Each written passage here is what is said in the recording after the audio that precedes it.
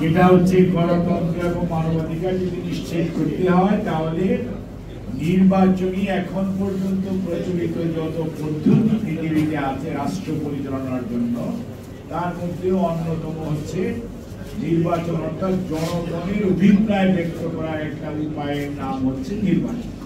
এবং জনগণ সিদ্ধান্ত নিবে তার দেশ বা তার রাষ্ট্র বা তার ভৌগোলিক সীমারেখা কিভাবে পরিচালিত হবে তার।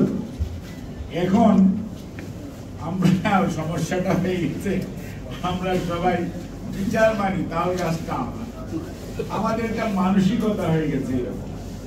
এবং সবচেয়ে বড় সমস্যা আরো আমি যা বুঝি এর চেয়ে বেশি আর কেউ বুঝে, অর্থাৎ অন্যর যে মতামত থাকতে পারে, গণতন্ত্রের যে মেইন বিউটি, যে মত প্রকাশের স্বাধীনতা, সেই বিউটিটাই অনেক ক্ষেত্রে আমরা রাজনীতিবিদদের মধ্যে কেউ কেউ, সবাই না, ইদানিংকালে শোনা যাচ্ছে, গতকালকের পত্রিকা খুললেও দেখবেন, আজকের পত্রিকা খুললেও দেখবেন, অনেকে আমাদেরকে অনেক জ্ঞান দিচ্ছে, কিন্তু ওনারা খেয়াল করে না যে গত 20-30 বছর ওনাদের পাস্ট ট্র্যাক রেকর্ড।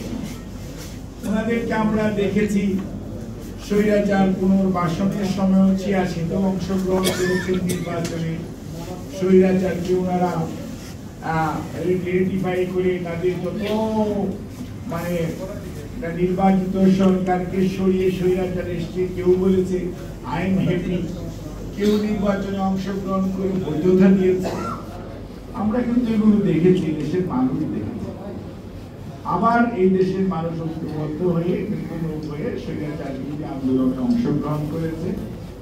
এবং দেখেন বাংলাদেশ জাতীয়তাবাদী দল ওই সময় অনেকে বলেছিল 10টা সিট পাবে, মনে আছে আপনাদের?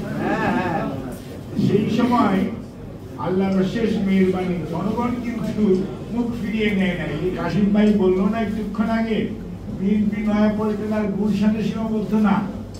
বিএনপি এখন শহীদ জিয়ার গড়া দল, এখন গ্রাম গ্রামান্তরে মানুষের সমস্ত জরিপকে ভুয়া প্রমাণিত করে ওই সময় 91 শাহাবুদ্দিন সাহেবের তত্ত্বাবধায়ক সরকারের আমলে একক সংখ্যাগরিষ্ঠ দল হিসাবে জনগণ তাদেরকে দায়িত্ব দিয়েছে। এবং দায়িত্ব নিয়ে বিএনপি কিন্তু জনগণের যে মনের ইচ্ছা, অর্থাৎ প্রেসিডেন্সিয়াল ফর্ম অফ গভর্নমেন্টে কিন্তু ইলেকশন হয়েছিল, কিন্তু পরবর্তীতে সেটি সংসদীয় পদ্ধতিতে রূপান্তরের যে প্রচেষ্টা, অর্থাৎ শাসন ব্যবস্থা, সেটি কিন্তু এবং খালেদা জিয়ার নেতৃত্বে ওই সময়কার সংসদে সেটি পাশ হয়েছে। আমাদের এখানে কয়েকজন বক্তা বলেছেন বাকশালের কবর থেকে কিভাবে বহুদলীয় গণতন্ত্র রচিত হয়েছে। বাকশালকে কবর দিয়ে শহীদ জিয়া করেছেন 79 এর পার্লামেন্টে। একই জিনিস দেখে প্রেসিডেন্সিয়াল ফর্মে নির্বাচন হলো, কিন্তু পরবর্তীতে সংসদীয় গণতন্ত্র প্রতিষ্ঠিত হলো দেশনেত্রী Begum Khaleda Zia.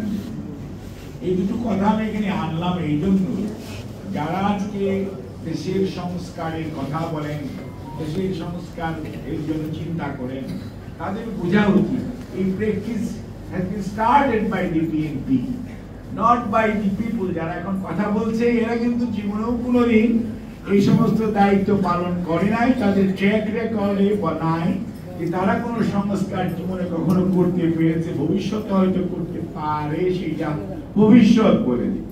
But BNP has the track record যে বিএনপি সবসময় মানুষের পাশে থাকে, মানুষের আশা আকাঙ্ক্ষাকে ধারণ করে এবং মানুষের মৌলিক অধিকারে কতটুকু চিন্তা ভাবনা করে, সুশাসনের ব্যাপারে কতটুকু চিন্তা করে। আজকে অনেকেই দেখলাম অনেক কথা বলেন, কিন্তু সেই দুর্নীতি দমন সংস্থা থেকে আজকে দুদক সৃষ্টি করেছে, সেটিও কিন্তু সুশাসনের সবচেয়ে বড় প্রয়োজনীয়তা হচ্ছে জবাবদিহিতা এবং সত্যিকার অর্থে একটি দুর্নীতিমুক্ত বাংলাদেশ। সেটি স্টার্ট করেছে দেশনেত্রী বেগম খালেদা জিয়ার নেতৃত্বে বিএনপি, কারণ বিএনপি সুশাসনে বিশ্বাস, এবং বিএনপি সুশাসনে বিশ্বাস করে দেখে আজকে যত কমিশন দেখেন প্রত্যেকটা কমিশনের পিছনেই শহীদ জিয়াউর রহমান এবং বেগম খালেদা জিয়ার নাম অথবা বিএনপি সংকেত।